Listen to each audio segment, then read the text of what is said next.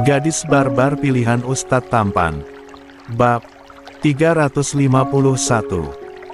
Kedua manusia yang saling terbaring di atas kasur itu seketika menjauhkan diri. Yulia hampir terjengkang saking kagetnya, untung saja Ikram segera menahan pinggang istrinya. Sebelum dia mendarat ke lantai. "Hasan, kenapa kamu bisa masuk, sayang?" Yulia mendekat sambil merapihkan pijamannya. Sekilas dia menatap tajam suaminya yang tengah mengendalikan dirinya. Hasan mengerjap lalu mengucek matanya. Hujan turun dengan deras. Hasan takut mati lampu jadinya mau tidur sama Emi. Di kamar Emi kan punya lampu tidur, walaupun mati lampu sekalipun pasti lampu tidurnya masih nyala. Hasan naik ke atas kasur, menatap sekilas ubinya lalu merebahkan tubuhnya di sampingnya. "Hah, malam ini benar-benar melelahkan. Selamat malam Ubi, Emi, jangan lupa mimpi indah." Setelah itu matanya terpejam tanpa banyak bicara lagi. Ikram hanya bisa menatap kesal putra pertamanya. Sedangkan Yulia sendiri lega, sambil mengusap dadanya yang masih berdebar kencang. Yulia mengeluh dengan mata menatap cermin di mana terlihat lehernya terdapat tanda kiss mark. Tentu saja pelakunya kini keluar dari kamar mandi tersenyum tanpa dosa. Hal itu membuat Yulia benar-benar kesal melihatnya. "Kamu kenapa berdiri di depan cermin, sayang? Ayo ambil wudhu, kita salat subuh berjamaah." Suami nyebelin. Gerutuhnya, pergi ke dalam kamar mandi dengan kaki dia hentak-hentakan. Ikram mengerjap lalu geleng-geleng kepala. "Sifat istriku yang aku rindukan ternyata masih belum kembali. Ubi, apa yang Ubi lakukan pada Emi? Kenapa Emi terlihat kesal subuh ini?" Bingung Hasan, memakai peci putih pada kepalanya. Dia begitu rapi sebab sudah melakukan mandi subuh dan wudhu. Ikram berjongkok lalu mengancingi koko putra pertamanya ini. "Nggak ada, putraku. Kamu tidak perlu tahu urusan orang dewasa." Bibir mungil Hasan cemberut. "Hasan mau kalian cepat baikan. Hasan gak suka lihat kalian saling menjauh, apapun alasannya. Ubi lagi berusaha, doain Ubi biar Emimu cepat luluh." Hasan dengan wajah datarnya seketika menengadah kedua tangannya. "Ya Allah, tolong dengarkan doa dari Hasan. Semoga Ubi dan Emi cepat baikan. Hasan pengen cepat pulang, rindu Koko soalnya. Rindu Kitty juga. Pasti sekarang hewan peliharaan Koko ingin segera makan." Ikram tersenyum mendengarnya. "Amin. Sekarang kamu panggil adik-adikmu, suruh mereka naik ke atas. Kita akan salah berjamaah di sini."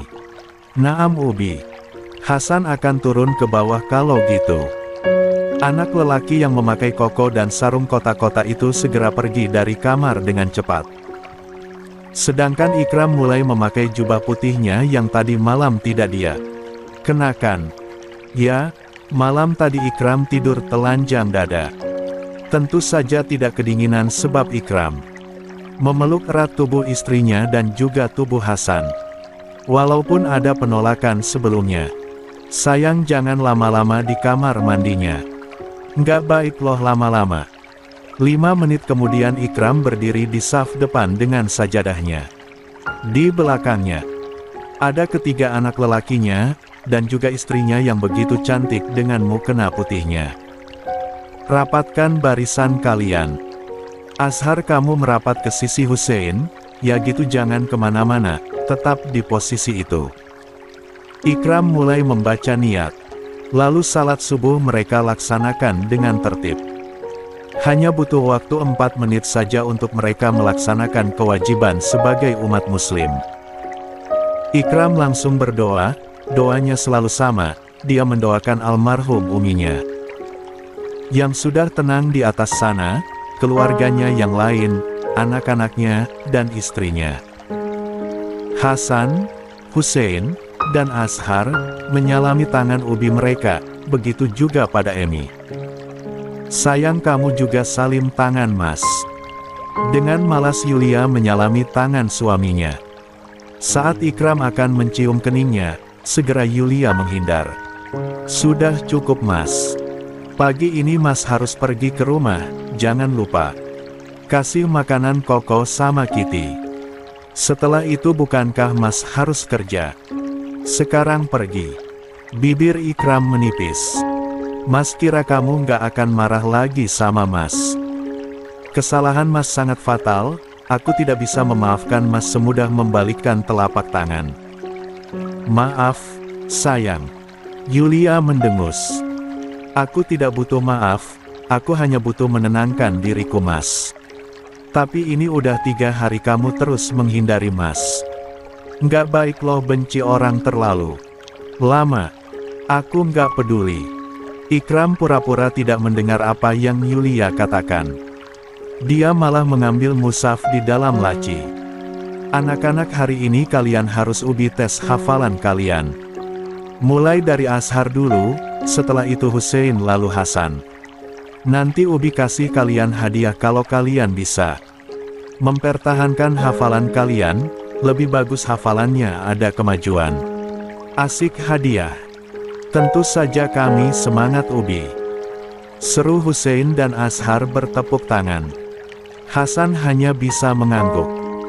Dia tidak mau hadiah, lebih baik nanti meminta sesuatu yang sejak kemarin dia pikirkan. Mungkin meminta Ubinya untuk menyekolahkan Mawar. Mulai dari surah Al-Baqarah dulu. Azhar, ayo kamu duluan. Sampai mana kamu hafal surahmu? Siap Ubi. Janji ya kasih hadiah. Lia, sayang. Yulia hanya bisa menghela napas panjang melihat ketiga anaknya dan suaminya yang mulai sibuk pada dunia mereka. Dia hanya bisa memegang tasbih sambil berzikir agar hatinya tenang. Jujur saja Yulia ingin memaafkan kesalahan suaminya, tapi hatinya masih sakit. Lah tidak. Tahu harus melakukan apa sekarang. Sayang, nanti kamu juga harus Mas tes hafalan kamu. Jangan sampai kamu lupa surah yang sudah kamu hafalkan. Lebih bagus hafalan kamu nambah daripada melupakan beberapa surah. Aku akan murojaah sendiri, nggak mau dites sama kamu Mas. Mas akan tetap tes hafalan kamu nanti sesudah Hasan. Pemaksa, gumam wanita itu membuka mukenanya lalu berdiri dari tempat duduknya. Kamu mau kemana, sayang? Ikram menahan ujung gamis istrinya. Air minum di teko habis, aku mau ambil minum dulu ke bawah. Ikram mengangguk. Sekalian buatin Mas teh manis bisa? Yulia mengiyakan, dia keluar dari kamarnya, tak lupa memakai kerudung dan cadarnya. Saat menutup pintu kamar, tiba-tiba pintu kamar dari samping terbuka. Terlihat Rafael dengan koko coklatnya tengah menggendong Azura dari depan. Selamat pagi Yulia. Selamat pagi bibi cantik. Seru Azura, dia terlihat cantik dan wangi. Tentu saja karena Azura telah mandi subuh-subuh tadi bersama uminya. Selamat pagi juga. Masya Allah Azura, kamu gemesin banget. Subuh-subuh gini udah cantik. Azura tersenyum lebar. Hari ini kan Azura harus pagi-pagi ke sekolah soalnya Azura ikutan lomba cerdas cermat loh bibi. Masya Allah, serius. Anak gadis itu mengangguk kuat. Doain semoga Azura memang, hehehe. Bibi doain semoga kamu menang, sayang. Azura memang sudah sekolah, namun dia berada di sekolah yang berbeda dengan Hasan dan Hussein. Dia masuk ke sekolah Islami yaitu sekolah Raudatul Atfal. Tentu saja Azura yang meminta masuk ke sekolah tersebut. Tangan kecil Azura menepuk dada abinya. Abi turunin Azura cepat. Azura kan udah besar, malu atuh kalau digendong sama Abi. Rafael tertawa. Lia, iya putri kesayangan Abi emang besar, tapi gimana dong Abi nggak rela putri kecil Abi ini jadi mandiri. Abi pengen gendong kamu terus. Usia Azura mau ke ke-7 tahun, Azura nggak mau dimanja-manja sama Abi. Malu. Tahu, Bi. Yulia terkekeh geli melihat kekesalan Azura. Dia dengan gemas menarik pipi anak gadis itu. Kak El, di mana Kak Ais? Aisyah sehabis salat subuh langsung turun ke bawah. Dia mau bantu Bunda siapin sarapan pagi. Yulia mengangguk. Aku juga mau ke dapur soalnya tenggorokanku kering. Sekalian, mau buatin suamiku teh hangat. Yulia pergi, Rafael juga pergi ke bawah bersama Azura. Mereka berdua akan jalan-jalan pagi di halaman sekitar. Tentu saja menikmati udara pagi yang begitu menyegarkan setelah tadi malam turun hujan dengan deras. Wah, kalian rajin banget pagi-pagi udah di dapur. Yulia main merangkul pundak kakaknya dengan cengiran khasnya. Jangan ganggu Kak, Dek. Gih, mendingan kamu bantuin Bunda buat nasi goreng sana. Yulia malah memeluk erat kakaknya membuat Aisyah kesulitan untuk bergerak. Padahal dia tengah membuat telur dadar kesukaan putri dan suaminya. Bunda lihat Yulia, dia kayak anak kecil gangguin aku. Yulia lepas, jangan ganggu. Kakak. Sarah menatap kedua putrinya sambil geleng-geleng kepala. Yulia jangan ganggu kakakmu. Sini bantu Bunda. Aku harus buatin Mas Ikram teh hangat dan juga susu untuk ketiga anakku dulu, Bun. Baru nanti bisa bantu Bunda memasak. Yulia mulai melepaskan tangannya dari pinggang sang kakak, lalu mulai membuat minuman pagi ini untuk suami dan anak-anaknya. Teh hangatnya jangan pakai gula. Ikram kalau terus minum yang mengandung banyak gula nanti nggak baik buat kesehatannya, perintah Bunda Sarah. Iya Bun, aku juga tahu hehehe. Walaupun pasti nanti Mas Ikram nggak habisin teh hangatnya karena kalau teh nggak pakai gula dia nggak suka. Kalau pakai gula pasti habis. Dibiasain kalau mau minum teh hangat jangan keseringan pakai gula, biar nanti tubuh suamimu selalu sehat. Takutnya nanti kalau udah tua bisa aja datang penyakit gula atau diabetes. Semoga tidak terjadi, tapi sebelum itu terjadi lebih baiknya mencegahkan. Yulia mengangguk. Dia sudah memegang nampan berisikan 4 gelas untuk suami dan anak-anaknya. Namun sebelum itu, dia meminum air putih terlebih dahulu. Ah iya Bunda, Oma Gea masih ada di rumah ini kan? Tanya Aisyah, membuat Yulia berhenti meminum. Lia, dia ada di kamarnya lagi deh, urut sama suster pribadinya. Katanya kakinya pegal lagi. Dek, kamu baik-baik aja kan Oma ada di sini? Aisyah menatap adiknya. Yulia mengangguk pelan.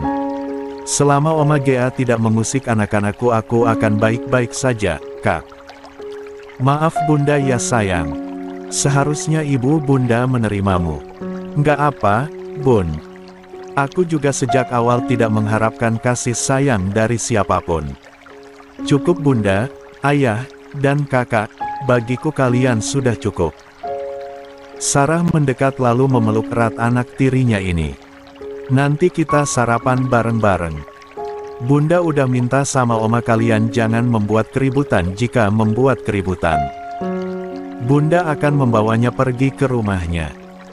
Tidak seperti biasanya di ruang makan suasana begitu sangat canggung dan menegangkan, walaupun hanya untuk sebagian orang saja. Yulia meremas sendoknya dengan erat, sampai akhirnya melemah saat pahanya dielus oleh suaminya. Seakan mengatakan jika semuanya akan baik-baik saja. Kenapa kalian hanya diam? Keluarga ini sungguh sangat membosankan, ujar Oma Gea. Menatap semua orang, sampai akhirnya jatuh menatap Yulia. Yulia hebat juga kamu menikah dengan pria yang begitu tampan, keturunanmu saja sampai memiliki wajah kearab-araban dari suamimu, padahal kamu hanya lulusan SMA. Tapi tidak masalah, kamu bahagiakan hidup dengan suamimu itu walaupun hanya pekerjaannya. Di kafe dan pabrik sepatu. Pasti gajinya tidak seberapa. Hah, ekonomi kalian pasti kurang cukup untuk mencukupi kebutuhan kalian. Seharusnya kalian tidak usah memiliki banyak anak, sampai 3 segala padahal pekerjaan. Suamimu tidak cukup untuk menafkahimu dan anak-anak. Ibu udah, aku kan udah minta pada ibu jangan berbicara hal yang membuat putriku terluka. Sarah mengusap tangan ibunya yang sudah tua itu. Putrimu hanya satu yaitu Aisyah, Yulia hanyalah putri dari madumu. Danes begitu bodoh dulu menikahi Fatimah, wanita itu padahal bukan dari keluarga berada, dia hanya wanita penjilat yang munafik. Cih, sok suci juga, selalu berlindung di balik kain hitamnya itu. Untuk menutupi wajah busuknya. Yulia yang mendengar uminya dihina tak terima. Dia ingin angkat bicara, tidak peduli tindakannya tidak sopan, tapi hal itu tidak terjadi. Sebab tiba-tiba Daneswara mengeluarkan suaranya. Ibu cukup, jika ibu terus berbicara lagi saya akan menyuruh supir untuk membawa pergi ibu dari sini, ancam Daneswara menatap tak suka pada ibu mertuanya. Kadang dia benar-benar heran, kenapa sifat Oma Gea dan istrinya berbeda jauh. Terus saja bela putri keduamu Danes. Kamu sudah dibutakan cintamu pada wanita miskin itu. Bahkan kamu masih saja memajang foto pernikahanmu dan Fatimah, tanpa memikirkan perasaan putri kesayanganku. Ya, Daneswara memang masih memasang foto pernikahannya dulu dengan Fatimah, kini berada di ruang tamu. Tapi dia juga memasang foto pernikahannya dengan Sarah. Fatimah juga istri saya, walaupun raganya telah menghilang tapi sosoknya tidak akan pernah menghilang dari hati saya dan semua orang, Bu. Cih, kamu masih saja menjadi pria yang mencintai dua wanita. Dasar pria rakus. Tebu udah, jangan memojokkan Mas Danes. Kamu juga Sarah, terus aja bela suamimu itu. Kamu wanita karir, tak seharusnya kamu bernasib dengan Danes. Hah, keluarga ini benar-benar sudah rusak sejak awal. Melihat putri dari Fatimah pun sudah membuat selera makan saya sudah hilang. Lalu tatapan Oma Gea menatap ketiga putra dari Yulia yang asik memakan sarapan mereka. Kalian bertiga, apa kalian tidak punya sopan santun? Hah? Ketika orang dewasa berbicara kalian harusnya diam bukannya asik makan. Dasar anak-anak tidak tahu sopan santun, tidak tahu diri. Kak kami lapar, nenek buyut, sahut Hussein dengan nada takut-takutnya. Maafkan kami. Kalau makan duluan. Jangan marah-marah mendingan makan. Pasti perut nenek buyut udah pada demo, ujar Azhar sambil terkekeh geli, dia terlihat tidak peka akan suasana sekitar yang begitu tegang. Hasan hanya menatap nenek buyutnya itu lalu lanjut makan dengan santai. Dia tidak suka saat makan ada yang mengganggunya. Brak, dasar anak-anak nakal. Yulia selama ini kamu mendidikan ketiga anakmu jadi anak nakal. Hah? Lihat didikan kamu. Kamu udah menjadi ibu yang gagal. Yulia akan angkat bicara lagi, tapi segera Ikram potong. Maafkan ketidaksopanan anak kami Oma. Mereka kelaparan jadinya makan duluan. Lagi pula mereka harus segera berangkat ke sekolah karena itulah mereka buru-buru sarapan pagi, takut nanti telat. Tatapan tajam dari Oma Gea dia berikan pada Ikram dengan jari telunjuk mengarah pada pria itu. Jangan bicara kamu. Kamu suami yang hanya ingin memiliki banyak anak, tapi tidak pernah memberikan ekonomi yang layak. Pendidikan kamu juga pasti hanya tamatan SMA saja karena itulah kamu bekerja di kafe dan pabrik dari suami cucu saya. Memang iya, jodoh itu cerminan diri sendiri. Yulia saja pendidikannya hanya SMA saja. Ikram menghela napas. Entah berapa kali Oma Gea terus menghinanya bahkan istrinya. Jujur saja dia benci hal ini. Ingin berbicara tapi putra pertamanya secara tidak terduga malah mengeluarkan suaranya itu. Kalau Ubi dan Emi punya banyak anak itu bagus, aku suka punya adik biar rumah rame, sahut Hasan dengan suara datarnya. Lagi pula kita tidak pernah kekurangan apapun. Ubi bekerja keras dan menghasilkan banyak uang untuk kita. Sebulan aja Ubi selalu menghasilkan uang ratusan juta dan uangnya selalu dikasih ke Emi. Belum lagi dari uang dakwahnya. Maaf bukannya sombong tapi itu kenyataannya. Kami bertiga pun juga udah punya tabungan buat sekolah tinggi nanti. Intinya Ubi kita itu mampu menafkahi kita, tidak sedikit pun kita kekurangan apapun. Ubi selalu kasih apapun untuk kita selama itu baik dan ada manfaatnya. Oma buyut jangan merendahkan Ubiku, dia itu ayahku yang hebat tahu. Hussein mengangguk membenarkan. Lia Ubi kita hebat. Jangan merendahkan Emi kita juga. Emi tidak pernah salah mendidik kita. Ashar nggak suka Oma buyut serem banget, mirip nenek jahat.